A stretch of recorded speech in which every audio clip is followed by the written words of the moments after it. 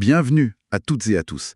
Aujourd'hui, on va plonger dans un phénomène qui a complètement redéfini le paysage numérique pour toute une génération.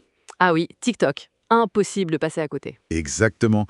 C'est parti au départ un peu comme une appli sympa pendant les confinements, et puis c'est devenu autre chose, un incontournable quoi. Tout à fait. Et c'est là que ça devient intéressant. Parce qu'au-delà du côté créatif, sympa, il y a de vraies questions qui se posent. C'est ça notre mission aujourd'hui en fait. On va essayer de décrypter un peu les deux faces de TikTok. D'un côté, ce qui la rend si magnétique, si populaire. Et de l'autre, on va regarder de près les inquiétudes qui montent et qui sont largement documentées dans les sources qu'on a consultées. On parle d'addiction, de désinformation. Ouais. Voire même, certains parlent d'espionnage, d'influence géopolitique. C'est assez lourd. C'est lourd, ouais. On va s'appuyer sur pas mal d'analyses, des témoignages aussi, pour essayer d'y voir plus clair, de comprendre les enjeux derrière tout ça. Alors, commençons par le début. Comment on explique cette ascension? C'était quoi le terreau de départ? Au début, c'était très axé musique, playback, danse. Douyin en Chine, puis TikTok à l'international. C'était déjà malin, Et puis ça a muté, non? Vers des contenus beaucoup plus variés. complètement. Humour, tutos, des sketchs, des conseils en tout genre. C'est devenu une plateforme de contenu généraliste très très créatif. Et là, euh, la pandémie a joué un rôle d'accélérateur énorme en Occident. Ah oui, le confinement. C'était un peu l'exutoire pour beaucoup de gens, non? Pour créer, pour se montrer. Exactement, un besoin de connexion, de légèreté peut-être aussi.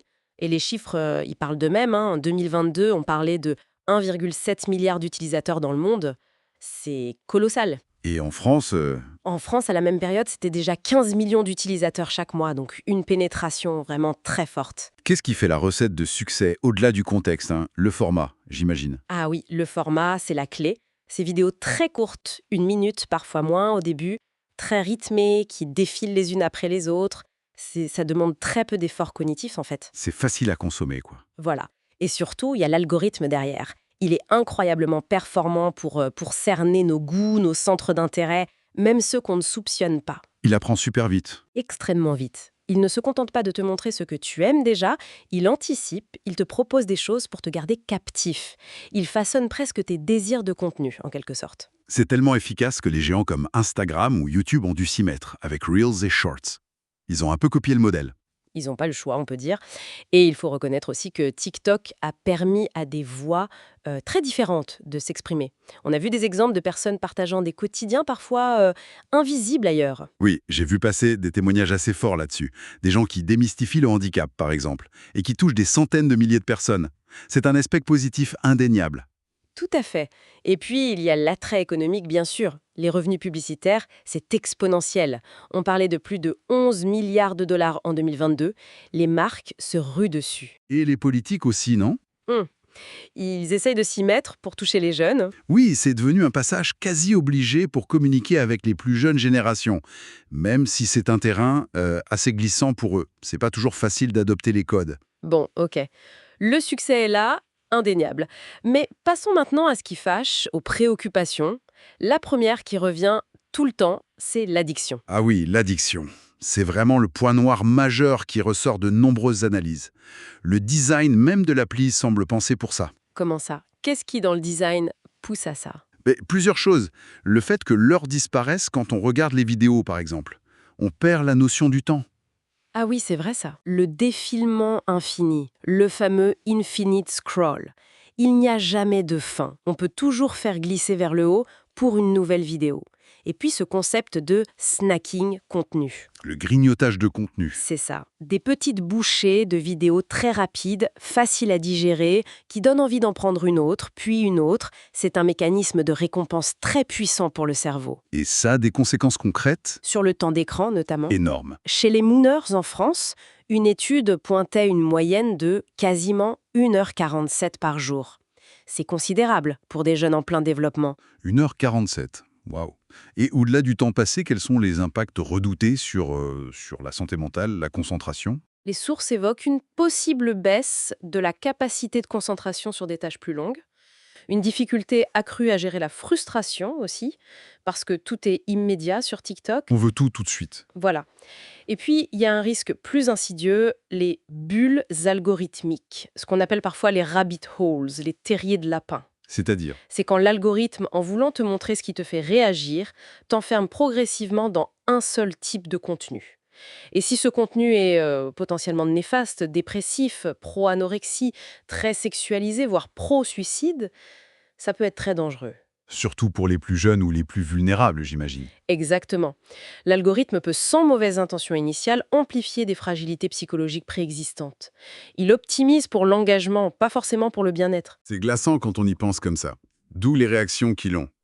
Oui, des familles ont même saisi la justice aux États-Unis, estimant que l'application avait nui à leurs enfants.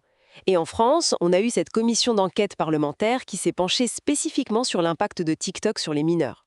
C'est un sujet pris très au sérieux. Ok. Addiction et santé mentale, c'est un gros morceau. L'autre dossier brûlant, ce sont les données personnelles. Qu'est-ce qu'on sait de ce que TikTok collecte? Comme beaucoup d'applis gratuites, elle collecte énormément de données. Les informations de base, nom, email, âge, localisation, mais aussi des choses plus sensibles. Comme? L'adresse IP, l'identifiant de l'appareil et surtout énormément de données comportementales. Ce qu'on regarde, combien de temps, ce qu'on aime, ce qu'on partage, les commentaires, tout ça dessine un profil très très fin de nos intérêts, de nos habitudes, voire de nos opinions ou de nos réactions émotionnelles. Et la grosse crainte, c'est l'accès à ces données, notamment depuis la Chine. C'est le nœud du problème. TikTok appartient à ByteDance, une entreprise chinoise, et il a été confirmé par TikTok même que des employés basés en Chine pouvaient accéder aux données des utilisateurs européens et américains. Et ils refusent de garantir que ça va cesser.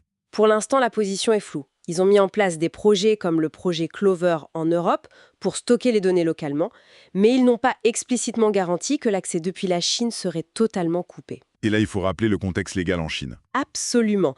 La loi sur le renseignement national de 2017 est cruciale. Elle oblige en gros toute organisation ou citoyen chinois à collaborer avec les services de renseignement de l'État si on le leur demande, et à garder ça secret.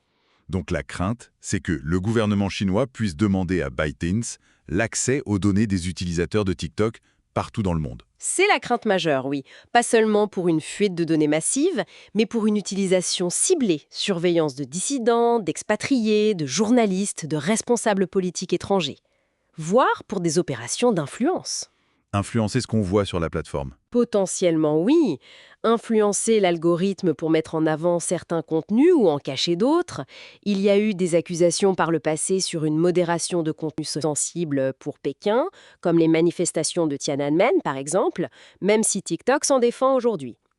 L'accès aux données devient un enjeu de sécurité nationale, un enjeu géopolitique. Ça nous amène au troisième point sensible, la désinformation et la manipulation. Est-ce que c'est facile de propager des fake news sur TikTok? C'est un défi immense pour la plateforme, vu le volume de vidéos publiées chaque seconde. Il déclare avoir des centaines de modérateurs francophones, par exemple, mais c'est une goutte d'eau. Et la modération automatique, ça ne suffit pas. Elle a ses limites, et parfois c'est raté. On a vu des cas où des lives légitimes, pendant des manifestations par exemple, étaient coupés automatiquement, peut-être par excès de prudence ou erreur de l'algo. Et à l'inverse, des contenus problématiques peuvent passer entre les mailles du filet. Et avec l'intelligence artificielle, ça risque pas de s'aggraver, ça? C'est une grosse inquiétude. Le clonage de voix, les deepfakes, ces vidéos truquées ultra réalistes pourraient permettre d'automatiser la création et la diffusion de fausses informations à une échelle industrielle. C'est un vrai casse-tête pour toutes les plateformes, mais particulièrement pour une plateforme vidéo comme TikTok. Certaines analyses vont même plus loin, évoquant une sorte d'abrutissement orchestré. Oui, c'est une thèse parfois avancée, assez radicale. L'idée, c'est de comparer TikTok avec sa version chinoise, Douyin, qui proposerait beaucoup plus de contenu éducatif, scientifique, et serait plus strictement contrôlé par Pékin. Et donc la version internationale, TikTok, serait délibérément plus superficielle. C'est l'idée derrière cette comparaison. TikTok comme un cheval de Troie culturel qui rendrait la jeunesse occidentale passive ou focalisée sur le divertissement pur, pendant que la jeunesse chinoise serait éduquée via Douyin. C'est une vision très critique, évidemment, mais elle alimente le débat sur l'influence. Ok, face à toutes ces préoccupations, addiction, données, désinformation, influence, quelles sont les réponses apportées? La régulation, j'imagine. Oui, mais c'est compliqué. Déjà, un truc basique comme vérifier l'âge réel des utilisateurs, c'est un vrai défi technique et légal.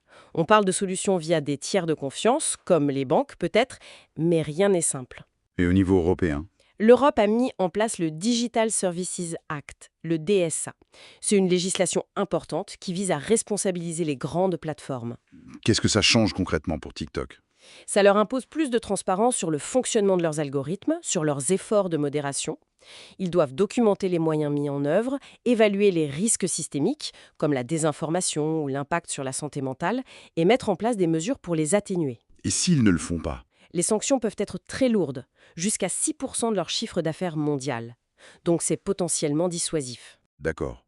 Et on a vu aussi des mesures plus directes, non? Des interdictions. Oui, plusieurs pays occidentaux, les États-Unis, le Canada, le Royaume-Uni, le Danemark, ainsi que des institutions européennes, ont interdit l'installation et l'usage de TikTok sur les téléphones professionnels de leurs fonctionnaires. Par crainte de fuite de données sensibles. Exactement. C'est une réponse directe aux soupçons d'espionnage et aux risques liés à la loi chinoise sur leur renseignement, dans un contexte géopolitique assez tendu. Protéger les données de l'État. Mais ça ne règle pas le problème pour le grand public. Le débat reste ouvert sur faut-il aller plus loin, réguler plus fort, voire interdire complètement, comme certains le proposent aux États-Unis. C'est toute la question et elle est loin d'être tranchée. Interdire une application aussi populaire soulève d'énormes questions de liberté d'expression, d'impact économique. C'est un débat très complexe. Bon, si on essaie de synthétiser un peu tout ça, TikTok apparaît vraiment comme une médaille à deux faces. C'est clairement ambivalent. D'un côté, on a une plateforme d'expression, de créativité, de connexion sociale qui est indéniablement puissante et qui a permis à plein de gens de s'exprimer, de se découvrir des talents, de créer du lien. Oui, cet aspect créatif et communautaire est réel. Et de l'autre côté, on a un concentré d'inquiétudes très profondes et légitimes. La dépendance et ses effets sur la santé mentale, surtout des plus jeunes. La collecte massive de données personnelles et la question de leur accès par un État étranger.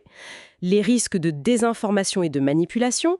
Et enfin, son rôle potentiel dans les nouveaux équilibres géopolitiques mondiaux. C'est beaucoup pour une seule application, finalement. Énormément. Ce qui nous amène peut-être à la question de fond, celle qu'on pourrait laisser en suspens pour nos auditeurs. Vas-y. Face à une application comme TikTok, d'origine chinoise mais si profondément ancrée maintenant dans la culture populaire, notamment chez les jeunes en Occident, et qui soulève autant de questions sur nos données, notre attention et potentiellement l'influence étrangère, comment nos sociétés peuvent-elles trouver le juste équilibre? L'équilibre entre quoi et quoi exactement? Entre la liberté numérique, le droit à l'information et au divertissement d'un côté, et de l'autre, la nécessité de protéger les utilisateurs, et en particulier les mineurs, de protéger nos données et peut-être aussi de préserver une forme de souveraineté numérique à l'ère de cette globalisation digitale où les frontières sont de plus en plus floues. C'est une vaste question en effet, une réflexion essentielle pour naviguer dans ce monde numérique complexe. Tout à fait. Voilà une exploration qui, je l'espère, aura éclairé les multiples facettes de ce phénomène. Pour continuer à décrypter ensemble des sujets complexes comme celui-ci, n'hésitez pas à vous abonner. Merci de nous avoir écoutés. Merci.